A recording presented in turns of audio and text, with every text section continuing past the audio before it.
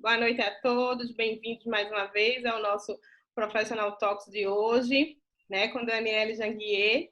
Né, já agradecemos aqui o que você ter vindo, Dani, está conosco hoje, para falar um pouquinho de multicarreira, né, dentro de tudo isso que você faz, né, quando a gente analisou tudo isso, a gente entendeu também o momento que a gente está vivendo e escolhemos falar um pouquinho com você dessa questão do multicarreira.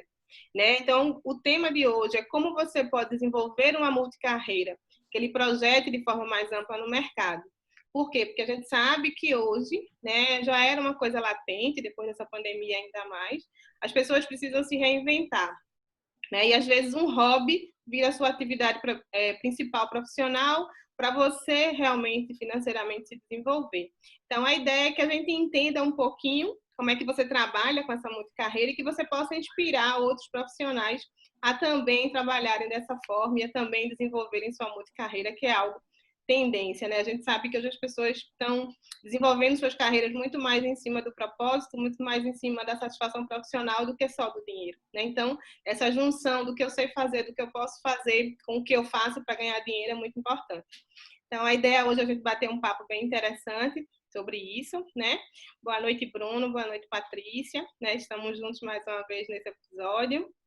E aí, agora eu passo para você, Dani, para a gente poder dar seguimento à noite de hoje. E aí eu pergunto para você, como é que foi sua trajetória, como é que foi a sua vida profissional, como é que foi seu começo de vida profissional, para a gente começar a esquentar esse bate-papo. Vamos lá, boa noite, né? Queria dar boa noite aos convidados, boa noite a vocês que me convidaram. Obrigada, Bruno, Fabiana, Patrícia, obrigada. Eu fui muito honrada, né, estar aqui. Nossa, quando eu vi os números que vocês já chamaram, eu falei, gente, olha só, né? Eu tô quase no Guinness Books. Então, cheguei lá, né? Tô quase zerando a vida. Então, assim, eu tenho um pouquinho de tempo já de vida aí, né? Não vamos fazer cálculo de idade, porque isso deixa a pessoa meio chateada. Mas, assim, eu entrei na faculdade muito cedo, né? Com 12 anos, porque se vocês forem fazer cálculo de 25 anos, de 20 anos de formada, aí tem que dizer que é 12 anos para poder dar o tempo, né? Porque aí... Então, assim, eu entrei na faculdade com 17 anos e fui fazer direito, porque, assim, naquela época, eu não tinha muita opção. Meu pai era advogado e eu fazia direito, eu fazia direito. Então, como dizia Ariano Suassuna, quem gostava de abrir barriga de lagartixa era médico, quem gostava de conta de somar era engenheiro e quem não dava para nada fazia direito. No meu caso, não é porque não dava para nada, era porque meu pai era advogado. Então, mas eu também não gostava de abrir barriga de lagartixa. Então, fui fazer o direito porque ele falava que os outros cursos não serviam, que eu tinha que trabalhar com ele. Eu já trabalhava desde os 16 anos. Então, assim, já tinha experiência de escritório. Mas, assim, nessa parte dos 16, eu trabalhava com assessoria, né? Telefone, secretaria, essas coisas todas do escritório dele. Ele se formou em 1980. Então, se estivesse vivo hoje, eram 40 anos de advocacia. E aí, passei na Universidade Católica, fui fazer direito. E me encantei pela advocacia, como todo mundo que vai para o direito, me encantei pela advocacia e foi assim, sair de lá já direto para o trabalho. E direto trabalhar com o pai, né? Eu acho que é até pior do que você trabalhar com um patrão muito ruim, muito arisco, porque ele quer te ensinar mais do que ele ensina para os outros. Então, meu pai, apesar de ser uma pessoa maravilhosa e super doce, era um cara super empreendedor, super bacana, super empático com as pessoas e trabalhava muito com mulheres também. A maioria das advogadas que trabalhavam com ele eram mulheres. Ele era muito rígido nessa questão do estudar, do prosseguir, do seguir carreira, ter sua carteira de clientes, você ter a sua parte no escritório. Um tempo depois eu me casei e aí as coisas mudaram um pouco, porque casei com um marido que era muito parecido com ele, não tinha escritório, mas tinha uma personalidade muito parecida com ele. E foi aquela coisa de, assim, meio, não, você tem que fazer o que você quer, vai estudar para concurso, vai não sei o quê. E eu fiquei meio perdida na advocacia, assim, tentando me encontrar. Continuei trabalhando, continuei advogando, né? Mas fiquei meio perdida na advocacia. E aí, quando foi mais ou menos em 2009 para 2010, eu resolvi fazer moda. E aí, eu já no meio da advocacia, já com a carreira pronta, né, a estrada pavimentada, tudo como dizem, eu resolvi fazer o curso de design de moda. E eu praticamente me encontrei naquele mundo, porque eu adoro moda, adoro estilo, adoro... fui para Fashion Rio, fui para Milão. Então, assim, adorava desenhar, adorava todas essas coisas. Me encontrei naquele mundo e, para mim, aquilo virou o que era um hobby, como vocês estavam falando no começo, né? O que era um hobby, que era uma coisa que eu gostava de me vestir bem, gostava de fazer combinação de peças, de analisar paleta de cores, essas coisas. Podia ser uma profissão. Então, como o Confúcio diz, né? Se você escolher uma profissão que você gosta, você não tem que trabalhar nenhum dia. Você vai se divertir todos os dias. E eu me encantei por essa coisa. Você imagina, o meu pai quase infarta quando eu falei para ele que eu ia fazer moda, independente da idade, independente de estar casado, independente de tudo. Ele quase infarta, falou, você vai virar costureira, vai virar modista, vai virar não sei o quê. E eu, com todo aquele preconceito, né, de um senhor do século passado, né, que já tinha toda uma história de advocacia, me ver largando a carreira de advogada para ser uma estilista de moda. E o que acontece é que já no final do curso, meu pai teve um infarto fulminante e faleceu.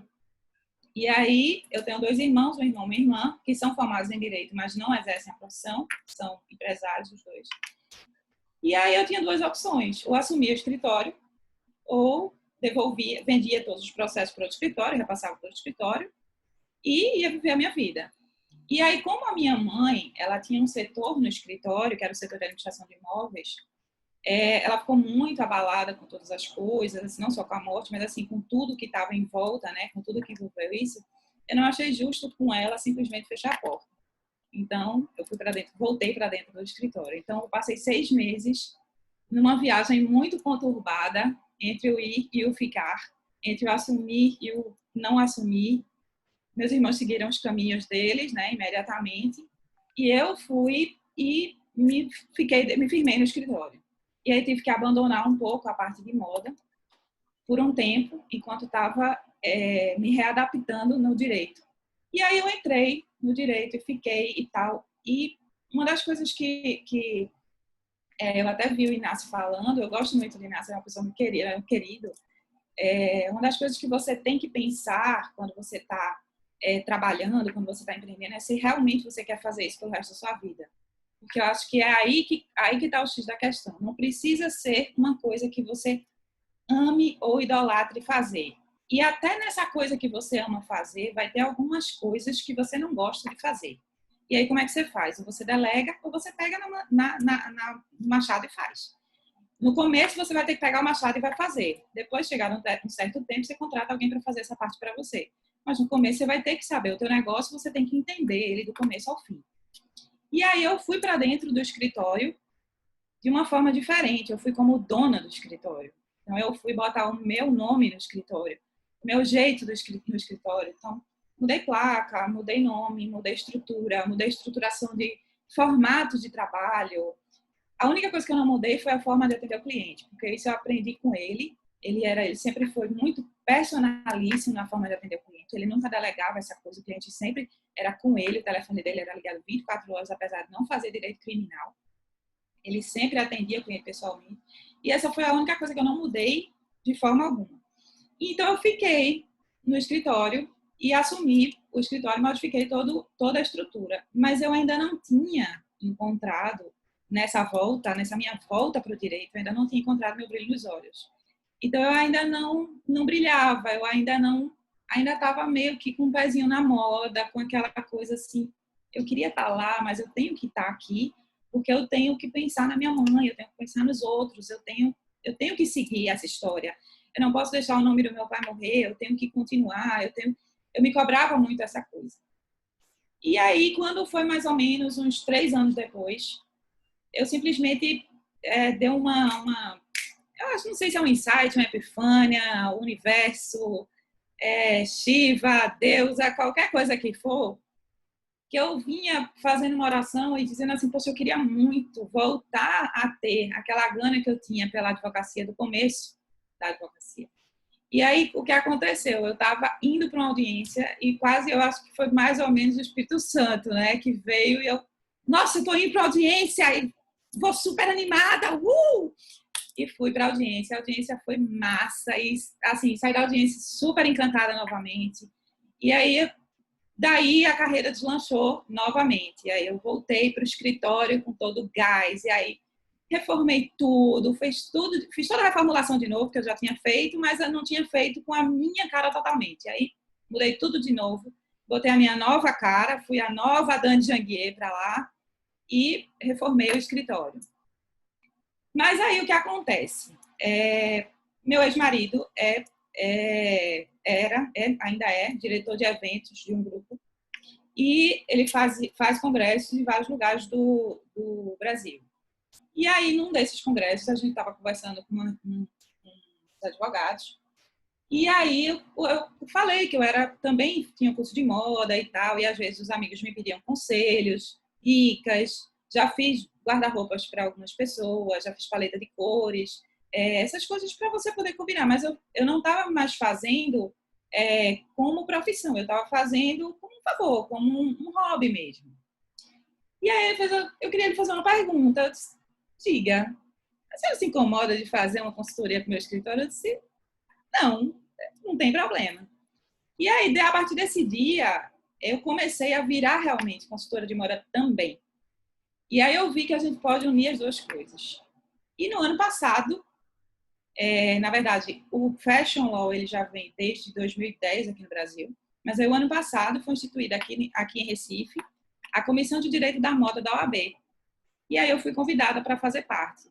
E aí, para mim, foi como um bem casado. Você junta a moda com o direito e aí, ó, tá tudo certo. Então, assim, para mim, foi como se desse o insight de, olha, tudo pode funcionar. E tudo que você faz com muita vontade, tudo que você bota muita energia boa, que você bota, eu acho que é mais ou menos como quem cozinha. Se você bota o que é bom, se você está fazendo com amor, aquilo vai andar, aquilo vai servir. Então, insista, né? Hoje eu estava conversando com uma tia e aí a gente estava falando dessa questão da pandemia, da crise, como vai, não sei o que eu falei.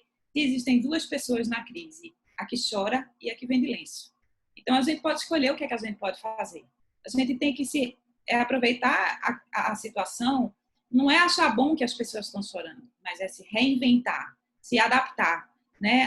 A frase que dizem não é de Darwin, é de Leon, alguma coisa, e o pessoal atribui a Darwin, mas não é dele. E o que sobrevive não é o mais forte, o que sobrevive é o que se adapta.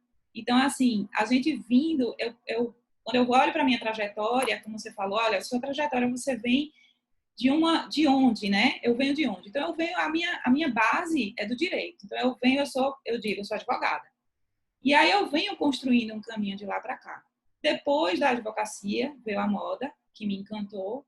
E aí agora eu mexo com fashion law e com direito. E aí o ano passado, de 2 anos para cá, eu comecei a me encantar com soluções alternativas de conflitos. E aí comecei a pesquisar mediação e negociação e fui para Harvard o ano passado fazer um curso de negociação, para também trazer essa experiência para cá, porque eu acho que é super importante se você puder fazer uma solução do problema antes do problema se instalar judicialmente.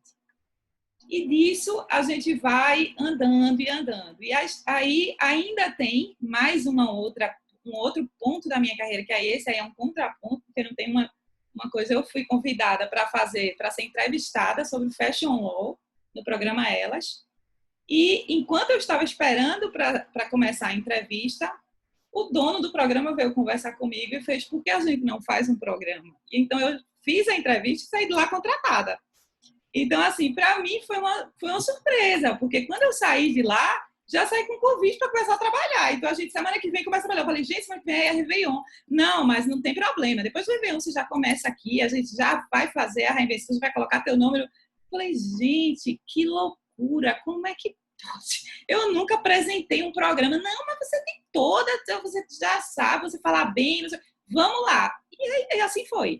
E nós gravamos vários programas, ficou meio parado agora na pandemia, mas a gente vai ver como é que vai retomar isso. Mas, assim, são coisas que vão acontecendo. Eu acho que tudo que a gente vem recebendo, tudo que você recebe do universo, tudo que você recebe de bom, planta de bom, recebe de bom e vai aceitando e vai se reinventando, e vai se refazendo. Então, assim, nesse tempo da pandemia, a advocacia em si, ela ficou meio estagnada. né? A advocacia conhecida, ela ficou meio estagnada, porque o fórum ficou fechado, algumas coisas funcionaram, então o que é que o advogado estava fazendo? Estava parado, a maioria dos meus colegas estava parado. Eu estava fazendo negociação e consultoria de moda, então estava fazendo as duas coisas, né? Então, assim, enquanto você está esperando o barco passar, o remo está aqui do teu lado. Você pode estar lá pegando o remo e ir seguindo. O negócio é não parar, né? É estar sempre tentando, sempre se reinventando e ver o que é que vai ser. Enquanto isso, conheço pessoas que estão esperando. Ah, não, estou esperando ver o que é que vai ser depois dessa pandemia para resolver o que é que eu vou fazer. Eu falei, ó, se você for esperar a pandemia terminar para ver o que você vai fazer, o que você decidiu fazer já tem 20 pessoas fazendo. Então, nem você vai ser pioneira e a grande chance de você estar vendendo uma coisa que todo mundo está vendendo, né? Então, assim, até no começo, quando começou essa questão de isolamento, de álcool em gel, não sei o quê, eu tirei uma foto e até postei no meu stories. Na esquina aqui da minha casa, foi quando deu aquele boom que acabou o álcool em gel em todas as farmácias. E aí, na esquina da minha casa, tem um camelô que ele vende feijão verde. E ele botou uma placa bem grande, tem um álcool em gel, R$10. Ponto. Eu falei, gente, o cara tá vendendo lenço. O pessoal tá chorando. Ele pegou o dinheiro do feijão, que era para ele comprar a comida da casa, comprou álcool em gel para ganhar mais. Ele comprou por 5, vendeu por 10. Então, assim, isso é empreendedorismo. Isso é você saber pegar a oportunidade, porque assim, não é sorte, não é tá no lugar certo, a hora certa, não, é cavar também. Eu tô lá cavando o poço, Sim. Eu tô ligada, eu tô ouvindo, eu tô escutando, eu tô na pandemia, então eu tô de férias. Não, eu tô na pandemia, eu tô vendo notícia, eu tô vendo entrevistas, eu tô vendo aulas, eu tô fazendo palestras, eu tô fazendo lives, eu tô tentando não ficar no ocultismo, lá quietinha na minha, esperando, porque a gente não vai bater na minha porta. Só porque eu sou... porque alguém falou. Até vai, mas assim, que alguém fale, ele precisa ter um problema. Ô, Daniele, sem querer te interromper, mas já te interrompi. Não, interrompe, por favor. Eu queria entender, então, de forma mais clara, até para os nossos ouvintes, boa noite a todos, entender, de fato, pelo que eu compreendi, você contando a tua história, essa carreira não foi tão planejada, né? E aí, não. O que é que hoje você faria, Daniele, em termos de planejamento, quando você enxergou essa possibilidade da multicarreira? Se hoje você passou por todo esse aprendizado naturalmente, o que é que você faria em termos de planejamento, pensando nesse movimento da multicarreira, para as pessoas que estão nos ouvindo? Olha, vê só, eu sou uma pessoa bem, assim, isso é uma coisa minha, tá? Eu não sou uma pessoa muito planejadora. Mas com a negociação, eu aprendi a fazer, a ter opções. Então, antes eu ficava muito preocupada com o que era que ia ver, o que era que ia acontecer. Se isso aqui não acontecer, pronto, morreu. Não, não é assim. Você tem opções. Então, você tem que estabelecer quais são todos os cenários possíveis, né? Tudo que você pode ver, tudo que você pode fazer em volta disso aqui. Então, o que é que eu posso fazer? O que é melhor para mim? Então, dá para conciliar. Uma coisa que eu acho importante, que quando eu vi o texto que vocês colocaram da questão de eu ser multicarreira, uma coisa que eu acho importante é tudo é centralizado em mim como pessoa e é centralizado no meu único escritório. Então, eu não tenho um escritório para cada coisa, tá? Tudo é um escritório único. Mas a placa do meu escritório é a placa de advogada. Mas eu faço a consultoria de moda lá ou vou até o cliente. A única coisa que eu faço fora é a filmagem do programa. Então, assim, o que é que eu planejaria? Eu acho que você tem que, como eu vi Inácio falando também, a questão das soft skills. Eu acho que você tem que saber o que é que você tem, que já vem no teu DNA, que faz bem para você, que você vai desenvolver de forma mais fácil, porque todo mundo pode ser o que quiser, desde que treine bastante, que trabalhe bastante, que se esforce. Mas se você já tem isso no teu DNA, por que não aproveitar uma coisa que vai ser mais fácil para você andar? Por exemplo, o Michael Phelps, ele tem uma envergadura, que chama, não sei, envergadura de quase 2 metros. Então, é muito mais fácil para ele chegar no final da piscina. Então, ele precisa treinar bem menos do que um que tem 1,20 m. Então, se eu tenho uma envergadura de 2 metros e eu consigo abarcar isso aqui, eu vou lá. No meu caso, Daniele, eu não sei dizer não. Então, eu não rejeito convites. Eu não rejeito propostas e oportunidades, a não ser quando isso começa a me tirar do meu foco principal. Por exemplo, o meu foco principal hoje é ser advogada e negociadora. Então, quando a consultoria de moda começar a me tirar o foco do que eu tenho que fazer realmente, começar a tirar o meu tempo do que eu tenho que fazer realmente, o que é o meu principal ganha-pão, começa a me atrapalhar. Enquanto eu estou fazendo a consultoria de moda e ela está agregando valor, trazendo um pouco mais de ganha-pão, trazendo um pouco mais de conhecimento, e de repente o cliente que está me contratando como consultora de moda também me contrata como advogado, ou o contrário, ou vice-versa, isso para mim agrega. O que eu acho que poderia ser planejado é assim, coisas que se correlacionem. Por exemplo, eu jamais poderia ser advogada e médica, né? São coisas que assim, eu acho que é água e óleo. Você não tem como fazer as duas coisas. Porque são duas coisas que você tem que estudar muito e são coisas totalmente diferentes. Já advogada e consultora de moda, por que não? Para ser advogada, eu pelo menos acho que a pessoa tem que andar bem vestida, né? Não precisa ser, vamos dizer, toda na grife, mas você tem que andar de forma elegante e a gente, advogado, tem um padrão. Tem um certo padrão ainda que a gente até chama de ditadura dos tribunais, que a gente tem que andar de terno, tem que andar de gravata, né? A mulher é uma coisa mais aberta, mas tem que andar de uma forma mais social, digamos assim. Né? Não é? O que eu acho muito legal, exatamente, para concluir um pouco desse raciocínio do planejamento, é as pessoas exatamente perceberem, né, a possibilidade da multicarreira, como você percebeu, e principalmente, né, Daniela, compreender que nós podemos nos tornar multidisciplinares desde que haja uma harmonia entre essas atividades, né? Sim. Mas, Patrícia, com você. Eu gostaria de saber, Daniela, como é que você falou já que você concentra num endereço só a todos os serviços que você presta, né? Todas as atividades. Mas eu queria entender como é que você consegue administrar o tempo, porque, de qualquer forma, cada uma delas exige de você. Sim. Como é que você tem feito nesse sentido? Vamos lá. Eu acho que tudo é prioridades, né? Tudo é o que é que você tem de tempo. Como advogada, eu tenho prazos. Então, eu tenho prazos a cumprir. Como consultora de moda, eu tenho um prazo que eu estabeleço para o cliente. Então, se eu estou numa situação, por exemplo, o fórum provavelmente vai voltar a abrir na segunda-feira, então vai ter uma enxurrada de novos prazos.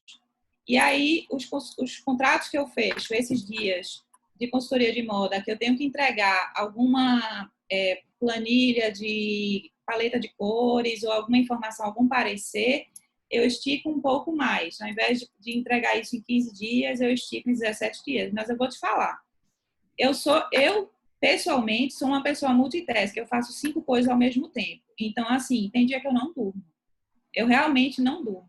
O que eu tenho que entregar amanhã, se eu tiver 3 prazos para amanhã, todos eles estarão terminados amanhã.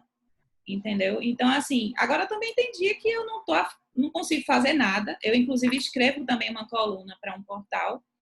E tem dia que não sai nada, que eu não consigo escrever. Escrevi 2 livros agora na quarentena, mas tem dia que você não consegue concentrar nada, você não consegue escrever uma petição, você não consegue fazer nada. E aí eu não faço nada. Respeito o meu corpo, respeito minha mente, vou meditar, vou fazer yoga, vou malhar, vou fazer qualquer coisa que eu volte para mim, fazer respiração, trabalho de respiração, que eu volte para mim, porque exatamente porque eu sou multitask, eu sou muito acelerada. Então eu consigo, não sei se isso é bom ou ruim, mas eu consigo fazer 5, 6 coisas ao mesmo tempo.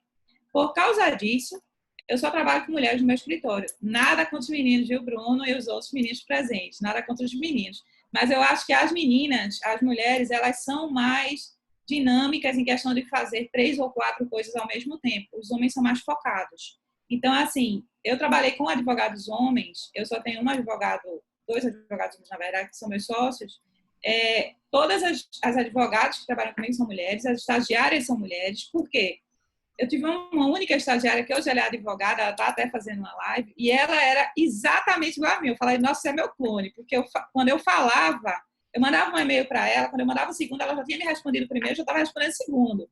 Então, ela já pensava igual a mim, ela fazia 3, 4 coisas ao mesmo tempo. Então, a gente se deu super bem, foram 2 anos de super um encontro muito bom. Foi uma sintonia muito boa.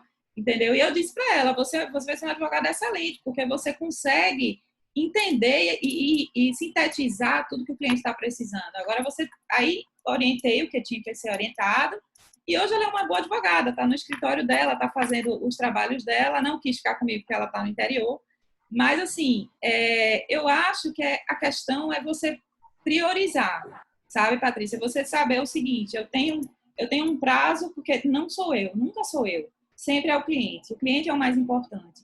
Então, qual é o prazo mais importante? É esse mandato de segurança? É esse prazo da guarda de família? É essa questão da liberação de dinheiro?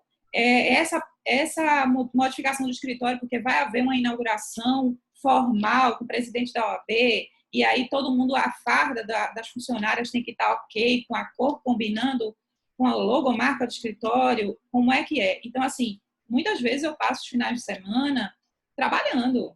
As pessoas falam, não, mas no final de semana, eu tiro o final de semana para me divertir também, mas muitas vezes eu passo os finais de semana trabalhando. Porque às vezes a gente precisa realmente, já que eu assumi essa responsabilidade, quando eu assumo a responsabilidade, eu tenho que cumprir ela no prazo estabelecido. Então, Mas assim, você usa alguma tecnologia para te ajudar com os prazos? Porque a advocacia tem que estar muito atenta a prazos, né? Perder um prazo é um desastre. Você usa alguma tecnologia, alguma ferramenta que te ajude nisso? não, só agenda e lembretes do iPhone. Igual prazo tal amanhã, urgente. É na cabeça. Mas também eu sou uma pessoa que eu tenho uma memória de elefante. Se você fizer uma coisa, falar uma coisa para mim hoje, daqui a 10 anos eu vou falar, mas naquele dia você falou assim comigo, Patrícia, você não precisava. Então, assim, eu tenho memória de elefante. Graças a Deus, clientes que eram do meu pai, para você ver, eu trabalhei com meu pai quando eu tinha 16 anos, eu não era advogado. Quando ele faleceu, vieram alguns clientes pegar os processos para levar embora. E alguns, quando viram que era eu que ia continuar no escritório, disseram, não, eu confio plenamente em você, você pode ficar aqui, eu conheço você desde pequena, eu vou deixar meu processo na sua mão. E eu conhecia aquela pessoa, eu lembrava daquele processo, apesar de eu não ter advogado no processo, eu lembrava do processo porque eu tinha digitado alguma coisa, digitalizado alguma coisa, eu lembrava, e assim, eu consigo lembrar de processos antiquíssimos meus, como se fosse hoje. Muitas vezes a pessoa passa despercebido, mas o processo eu lembro. Então, assim, eu não perco prazos. Acontece uma vez ou outra quando você delega, porque tem coisas que você tem que delegar às vezes, né? Às vezes você tem 5, 6 prazos que são grandes, digo assim, de petições complexas, e aí você tem que delegar, porque eu não consigo também fazer tudo. Delego algumas coisas e às vezes acontece, mas aí eu assumo total responsabilidade, porque a equipe é minha, né? Quem treinou fui eu, e aí a contagem tem que se dar por mim, nós fazemos a contagem juntos, vemos as coisas. Hoje eu não admito mais isso, hoje a gente não perde mais prazo, mas já aconteceu. Anteriormente todo mundo já falhou uma vez, né? Então, diga lá, Fabi. Deixa eu só trazer aqui, pessoal, se vocês tiverem alguma pergunta, podem levantar a mão, podem abrir o áudio, né, interagir com a gente. E aqui tem Arque Consulta e disse, eu sou mulher e adoro trabalhar muito com homens. Você falou que gosta muito de trabalhar com mulheres no seu escritório, né? Ela disse que no escritório dela ela gosta muito de trabalhar com homens. Né? Então, há gostos para tudo, né? A gente gosta Sim, de trabalhar com homens. Mas o dela é consultoria, né? O dela é consultoria, né? É uma consultoria. Aí dependendo do tipo de consultoria... Ele, né? Porque aqui não é um nome, é um homem, eu não sei se... Acho que eu sou mulher e adoro trabalhar muito com homens, exatamente. É consultoria.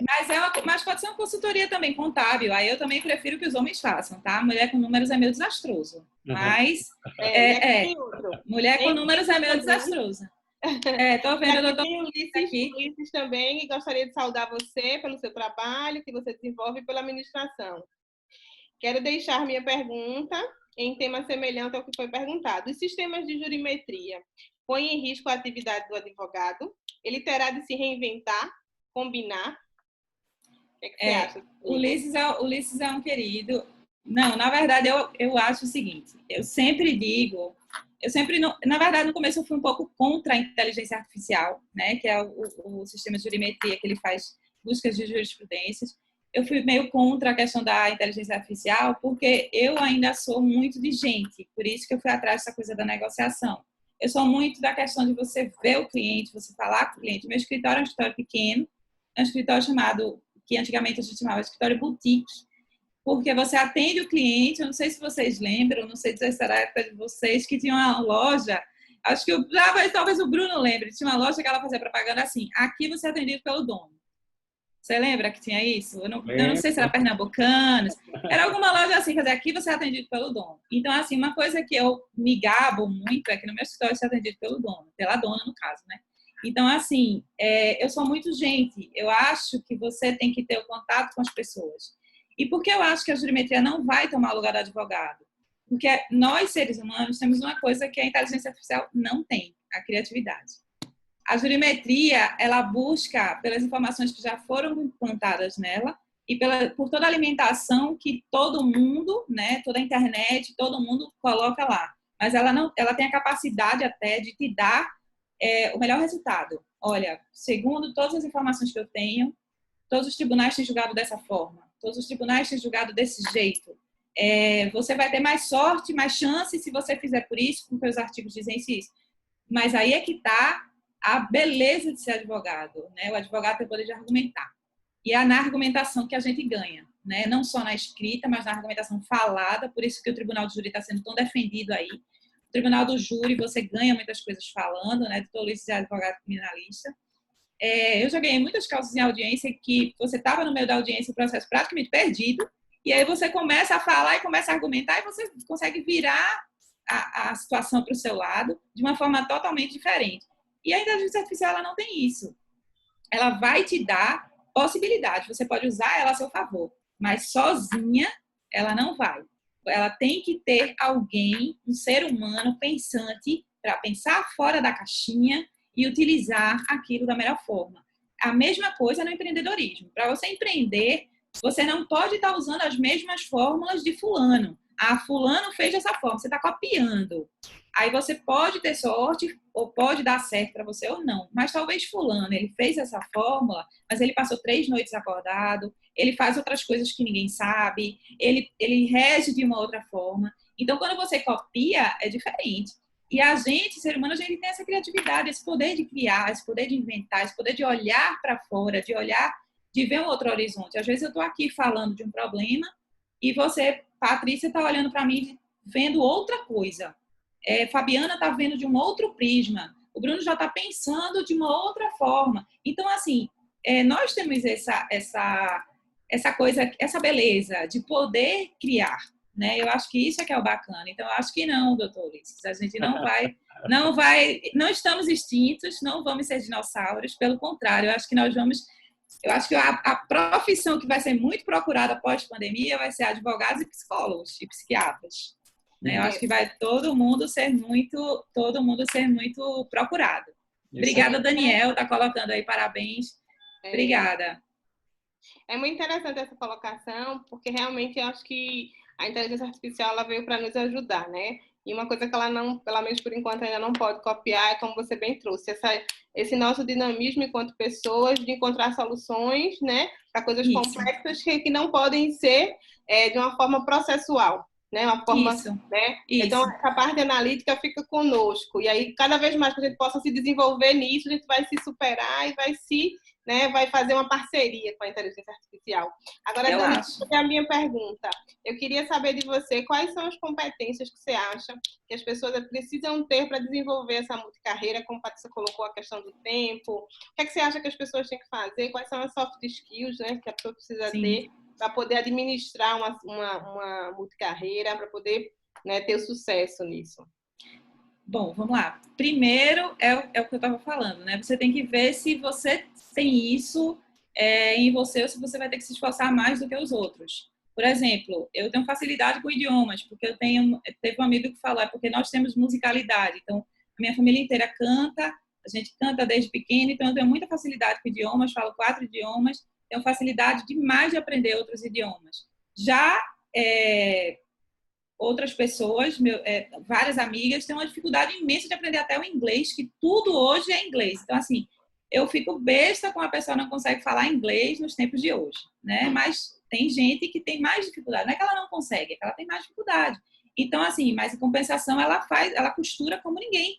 Eu não sei pegar uma máquina de costura, apesar de ser consultora de moda, eu não sei costurar.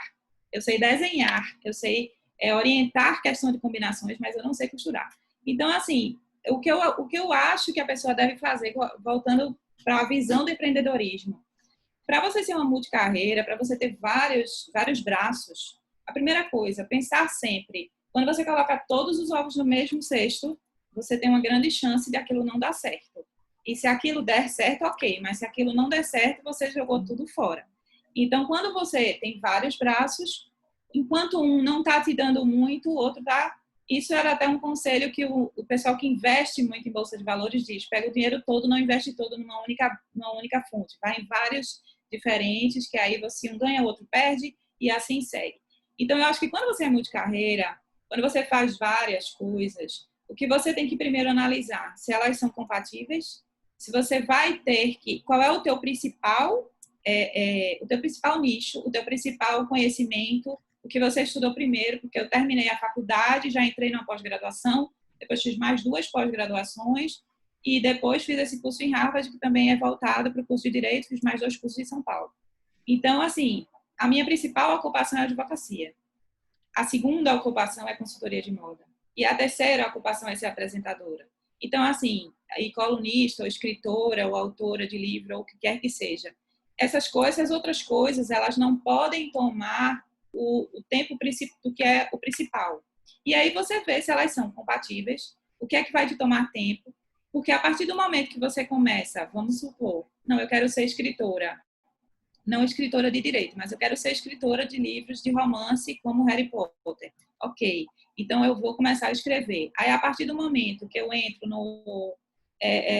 no tempo do meu prazo, e ao invés de estar escrevendo uma petição, eu estou escrevendo um livro, eu estou roubando do tempo do meu ganha-pão para fazer isso aqui. E aí eu vou e delego esse prazo para uma estagiária ou para uma outra advogada e não faço o prazo. Não vai ficar perfeito como se eu tivesse feito, né? Ao meu ver, porque eu sou muito perfeccionista, tudo tem que passar pelo meu crivo, porque todos os meus processos têm a minha assinatura. Então, tudo, mesmo antes de protocolar, mesmo feito por outra pessoa, tem o nome dela também. Eu não tomo direitos autorais de ninguém, boto o nome da advogada que fez, mas o meu nome também está junto.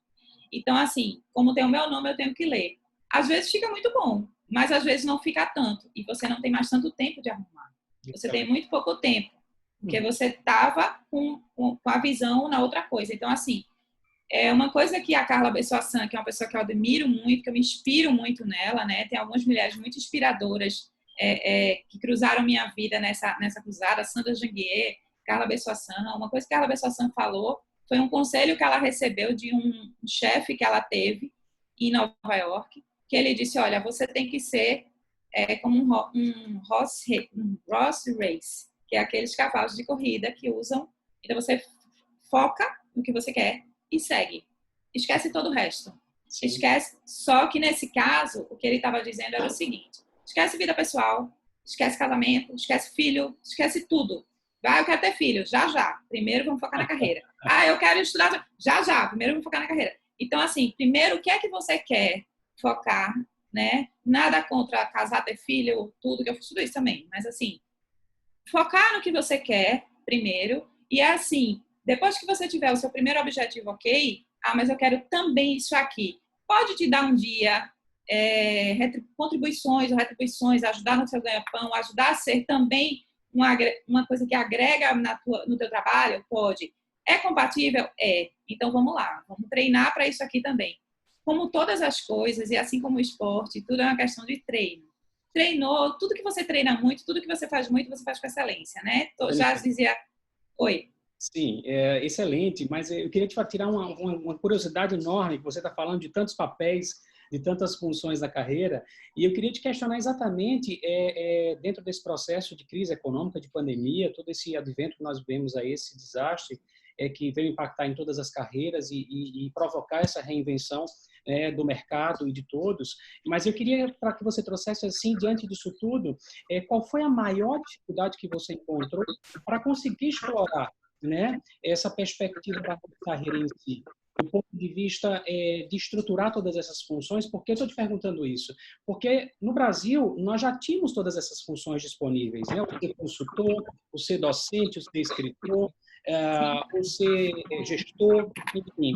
E aí a gente começa, uma dúvida que surge, né, como curiosidade, é exatamente essa, né, de qual foi a maior dificuldade encontrada, né, por você nesse processo. Qual foi a maior dificuldade que eu encontrei no processo de ser multitasking? Perfeito. Tá. Vamos lá. Foi exatamente quando eu tive que assumir o escritório como meu, né, que aí eu não era mais a primeira advogada do meu pai, era um escritório meu, então eu tinha que assumir, e também não foi a minha ideia de eu montar o escritório, foi uma ideia que eu tive que, eu fui mais praticamente empurrada, e aí foi exatamente quando eu tive que decidir entre ir ou ficar, e ficar na moda ou ir para voltar para a advocacia, tá? Essa decisão foi uma decisão, eu digo que foi mais difícil porque ela foi emocional. É uma decisão que eu tinha que pesar a questão familiar, a questão da minha primeira escolha, que na verdade, hoje eu digo, não foi escolha, né? Foi imposição, mas foi uma escolha, porque eu também podia ter dito, não quero fazer direito, vou fazer outra coisa, né? Meus irmãos, eles fizeram direito bem depois, porque eles chegaram a fazer várias outras faculdades e fizeram direito bem depois. Então, assim, para mim, a maior dificuldade foi quando eu tomei essa decisão de assumir o escritório, eu consegui exatamente a questão que a Patrícia levantou, como conciliar a questão de tempo para organizar o escritório. Hoje ele já vai com fluidez, porque já fazem 8 anos isso. Então, assim, mas para organizar o escritório para ele fluir e para eu continuar sendo consultora de moda, para eu voltar para esse setor de uma forma mais tranquila, entende? Então, para mim, foi nessa fase que foi a fase mais difícil. Mesmo já existindo, eu não tinha, como eu nunca fiz, nenhum curso de business, nenhum curso de administração, eu nunca tive aula de contabilidade, então eu não sabia como administrar tudo. Então, a maior dificuldade que eu tive foi como administrar um escritório de advocacia que agora é meu, que tem meu nome, e administrar uma carreira que era uma carreira secundária, que era uma carreira que ia só me dar um auxílio, me dar um suporte, me dar alguma visibilidade. Como é que eu vou fazer para administrar isso aqui? E aí eu fui atrás de estudar, né? Aí a gente vai fazer curso e a gente vai se danar a estudar por aí para poder ser melhor. Como, enquanto advogado, a gente tem que estar o tempo todo estudando, a gente tem que olhar para outros lados também. A partir do momento que eu decidi... Oi. E você foi estudar o quê? Você foi estudar gestão? O que é que você estudou? Não, na verdade eu sempre fiz mini cursos, porque como eu já tinha 3 pós-graduações e eu nunca fui apaixonada, digamos assim, pelo mestrado. Eu cheguei a dar aula 1 ano só, mas nunca fui apaixonada para fazer um mestrado. Então, eu fui fazer mini cursos de gestão de escritórios, cursos curtos, né, de curta duração.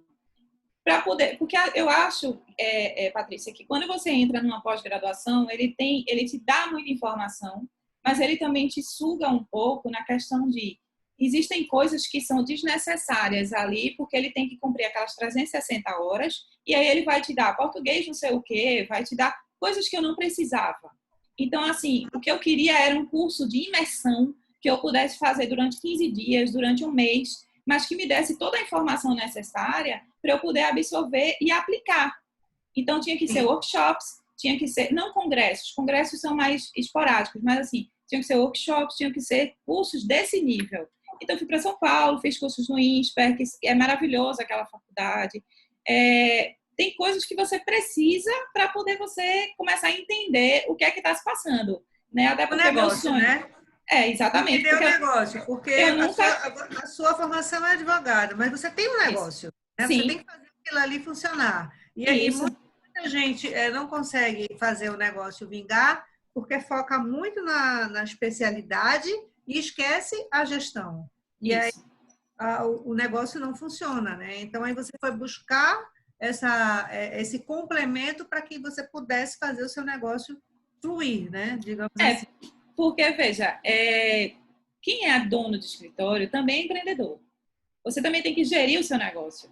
Então, mesmo você sendo também advogado, você também fazendo petições, você também pegando na enxada, né, que eu falo, tem coisas que você não gosta de fazer, mas você tem que fazer. Mesmo você pegando na enxada, dividindo os prazos com todo mundo, você, além disso, você tem que gerir. Então, nessa pandemia, o pessoal não estava preocupado se estava entrando dinheiro de cliente, se não estava entrando dinheiro de cliente, mas eu estava preocupado em pagar a conta de luz, em pagar a conta de água, em pagar o funcionário, em pagar a secretária que estava em casa. Porque, assim, advogado estava trabalhando em home office, mas a secretária estava fazendo o que em casa? Ela não estava em home office, ela estava em casa. Entendeu? Então, assim, secretária, copeira, segurança, estava todo mundo em casa. Quem estava fazendo home office é quem é advogado. Advogado estava trabalhando comigo em home office, a gente fazia reunião em Zoom, mas a secretária ia servir para quê? Ela não vai atender o telefone na casa dela. Então, assim, ela estava em casa. Eu estava preocupada se o dinheiro do salário dela ia entrar ou não. E aí o cliente liga dizendo, olha, esse mês não tem como pagar porque o meu restaurante também fechou e eu não tenho como pagar e eu tenho que arrumar.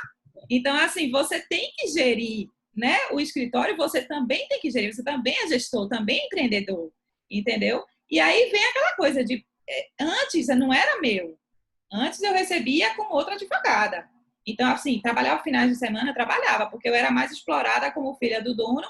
Ele falava, quando ele tinha algum problema, algum processo muito grande no final de semana, para fazer no final de semana, ele era muito assim, me explicava tudo e falava assim, olha, vai ser seu final de semana, tá aqui esse processo, mas pai, eu tenho uma festa, eu não quero saber, vá, se vire aí, vá para a festa, mas volte cedo e vai trabalhar. Então, eu passava, isso já vem desde muito tempo, então, assim, mas eu ganhava independente de ter, eu era o primeiro salário sacrificado, era a última que recebia, era o primeiro salário, esse mês não tem porque perdeu o cliente, não tem seu salário, não, eu preciso, não tem. Então, assim, era o primeiro salário sacrificado, mas eu não tinha que pagar o salário de ninguém. Eu só tinha que ganhar o meu. Né? O que é legal, e aí... o que é legal é a gente perceber essa presença da humildade, né?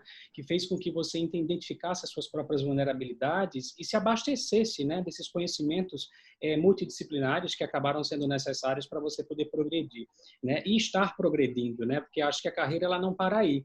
Ela é sempre um movimento laboral que a gente carrega por uma vida inteira, né? E o que eu achei muito legal, exatamente o que você trouxe, é essa humildade de perceber as suas próprias vulnerabilidades. Se a gente não percebe onde é que a gente está frágil, né? Eu sou empreendedor, em custos, é gestão, é contabilidade, é finanças, é marketing. Olha só quantos advogados não entendem de marketing e são obrigados a projetar a sua imagem enquanto visibilidade e criar uma rede de networking para explorar o seu negócio, né? Então, é muito legal isso, porque eu estou ficando seu fã, na verdade. Ai, que ótimo! Esse mecanismo... Meu fã não, amigo, porque a gente não tem fã, a gente tem amigo. Esse mecanismo exatamente de buscar, né, ordenar todas essas prioridades, esses conhecimentos, essas informações necessárias para que você consiga ter uma sustentação, né, em tudo aquilo que você faz, né? E eu acho que é o maior desafio de qualquer profissional, a gente assiste isso diariamente no mercado de trabalho. Mas, Fabiana... Mas deixa eu só para concluir a fala do Bruno aqui, Fabiana. Eu vi, Bruno, que você é headhunter, né? Sim. Então, aí minha cabeça tá prêmio. Se você quiser arrumar uma carreira aí para mim, pode arrumar, que eu tô me vendendo. Tô me vendendo também. Olha, deixa eu te falar. Você falou da humildade, assim, não que eu me ache uma pessoa extremamente humilde, não. Eu tenho meus momentos de prepotência também, de piripaque. Mas eu digo assim, eu sempre carrego comigo um ensinamento que é o seguinte: se você está em algum lugar e você está se achando, ou você é a pessoa mais inteligente, a mais bonita, a mais interessante da mesa, você está na mesa errada, mude de mesa. Você tem que estar numa mesa que quem está lá vai estar te trazendo alguma informação melhor para você melhorar e evoluir. Você tem que estar em algum lugar que você possa crescer mais e evoluir mais. As pessoas sempre têm coisas para mostrar para você. Sempre tem coisas para trazer para você e para te agregar. E se você acha que você sabe tudo, sempre tem alguém que sabe mais que você. Sempre. Você nunca vai ser o mais forte, nunca vai ser o mais bonito, nunca vai ser o melhor. Sempre tem alguém melhor que você.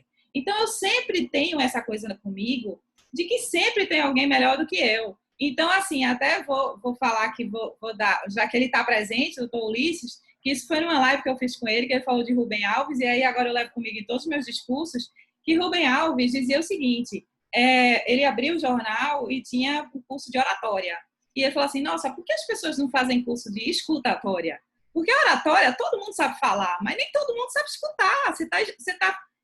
Você tá me escutando e pensando na próxima pergunta que você vai me fazer, e não escutando o que eu estou falando de verdade. Né? E assim, advogado tem muito isso, de falar antes, já se atropelar e já falar antes. Então, foi uma coisa que eu aprendi, venho aprendendo, venho treinando, abrir a escuta. É uma coisa que depois que eu voltei de Harvard, a gente tem muito isso, aprender a escutar, aprender que o outro é pessoa, aprender que é gente, aprender a respeitar, ter empatia. Um dia desse eu fiz uma live sobre sororidade. Então, assim, eu acho que a gente nunca é melhor do que ninguém. Os outros sempre têm que trazer alguma coisa pra gente e a gente sempre tem que estar em constante evolução e melhoramento. Eu acho que tudo é passageiro. É por isso que eu digo, eu sou multitasking. Hoje eu estou essas 4 carreiras. Minha carreira principal continua sendo advogada, que é a minha formação original. Provavelmente morrerei advogada, mas as outras coisas vão se agregando. Então, assim, talvez esse serviço...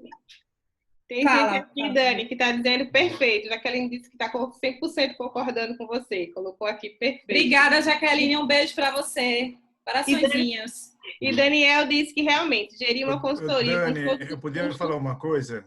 Pode. Pode, fica à vontade. É o Célio que está falando. Tudo bem? Sim, estou lhe vendo. Então, tá achei aberto. legal mesmo o que você falou agora. Eu achei muito importante. É o seguinte, que sempre, em qualquer ambiente que nós estivermos, a gente vai estar sempre aprendendo com o outro, né? Nesse lugar aí que você fala, nós temos que aprender a escutar quem está na nossa frente, é porque a todo momento nós estamos aqui conversando, eu prestando muita atenção em vocês e gostando muito de tudo que está sendo colocado, e eu vejo que junto a gente está aprendendo, um ensinando e aprendendo o outro ao mesmo tempo, né? E é isso Sim. que a gente vai compartilhando nesses momentos, né? Sim. Esse é o segredo das relações, né, gente? Eu sou, além disso, eu sou também, eu já digo que eu sou, porque assim, eu estou, né? Nós não somos, estamos. Mas eu digo que eu sou porque já é o segundo ano que eu faço. E esse ano, pessoal, eu falei, gente, eu não posso participar de todos. O pessoal disse, se você não participar, a gente vai ali buscar e você vai. Que é um meet de negociação, é uma competição mundial de negociação. Eu comecei o ano passado como avaliadora, né? E esse ano eu falei, eu só posso ir para uma. Não, você vai para todas. E aí, quando virou online, eu falei, pronto, online eu posso ir para todas, porque eu vou fazer de casa avaliação, então é o final de semana inteiro trabalhando, mas é super, assim, enriquecedor. O quanto que a gente ganha. Eu sou avaliadora deles, eles são todos estudantes de direito. Quem ganha a final vai para a final mundial, que é toda em inglês, esse ano que vem vai ser em Montana, nos Estados Unidos. O ano passado foi no Japão. Então, assim, o que eles esperam sempre é o feedback dos avaliadores. E a gente que é avaliador, eu sempre digo, gente, eu aprendo tanto nesses meetings que eu queria o feedback dos meninos para mim, para saber se eu estou falando direito, para saber se eu estou dando para eles, me fazendo entender o que é que eles podem melhorar. E esse ano eu fiz diferente. Como foi online e cada um estava na sua casa, as equipes todas, cada um estava na sua casa, não estava todo mundo junto por causa da pandemia, eu disponibilizei para eles meu telefone de WhatsApp e meu e-mail e meu Instagram para eles mandarem perguntas para mim. Nossa, eu estou fazendo mentoria com uns 4 ou 5. E um dos que eu fiz de mentoria, ele chegou na final e ele vai para Montana no final. Eu falei, pô, eu estou tão feliz, eu fiquei tão feliz com esse pessoal, porque eu digo, gente, eu aprendo mais do que vocês. Toda vez que eu saio de um final de semana, de final do meeting, eu saio muito mais renovada. E eu acho que, assim, quando a gente está disposto a aprender mais alguma coisa, sempre tem alguém para te ensinar. Verdade, Dani. Dar e receber, né? Dar e receber. Não importa a idade, sim. Né?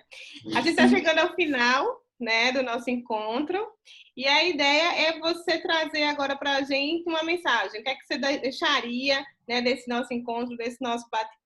O que é que você deixaria para a gente sobre esse tema de ser multicarreira, sobre esse tema da advocacia junto com consultoria de moda, com ser apresentadora? O que é que você traz desse aprendizado, desse desenvolvimento que você está conseguindo ao exercer todas essas funções na sua carreira, né? Eu sempre digo o seguinte, gente, não desista, tá? Nunca. Eu sou indesistível. Se tá no meu coração que eu tenho que seguir isso aqui, eu vou seguir e vou ser indesistível. Não importa.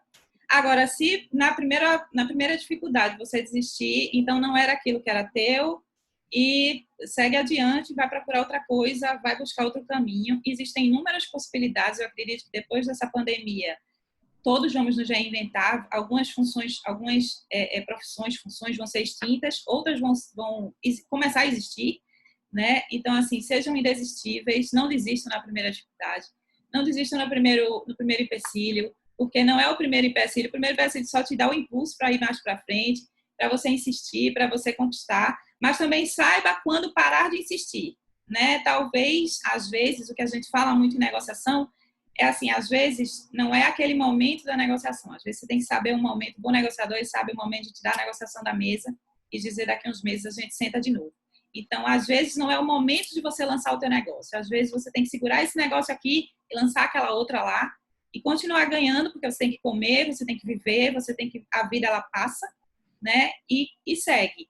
E, em outro momento, tenta essa tua outra ideia. Agora, assim, uma das coisas que eu mais prego, que eu mais digo, é sobre o egoísmo iluminado. Então, todo mundo tem o seu lugar ao sol. Se você está sendo empurrado, não é porque você estão te empurrando, não. É porque você está no lugar de alguém. Vai procurar o teu lugar, que você vai encontrar. Ninguém brilha mais do que ninguém, nem o brilho do outro vai ofuscar o meu, nem o meu vai ofuscar o de ninguém. E todo mundo brilhando junto vai ser um brilho só, e todo mundo fica feliz. Então, não se preocupe, porque concorrência gera competência.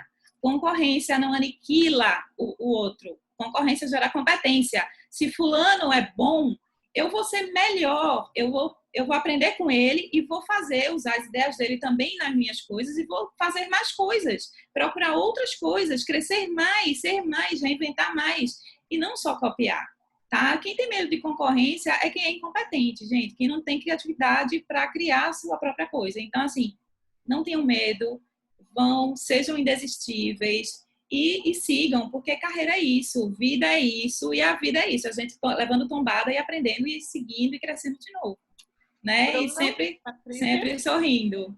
Ok. Também. Não, obrigada, achei ótimo, muito rico, né? Sua história é bacana, inspiradora, sucesso para você. Boa noite. Obrigada, Patrícia. Aqui.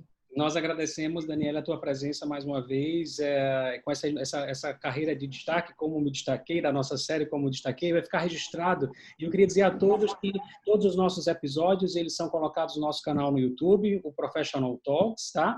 E o nosso próximo encontro será dia 12. O nosso encontro ocorre todas as quartas-feiras, às 20 horas. Nós vamos trazer o Sérgio Cavalcante, que é Head de Inovação do Grupo Cornélio Brenan.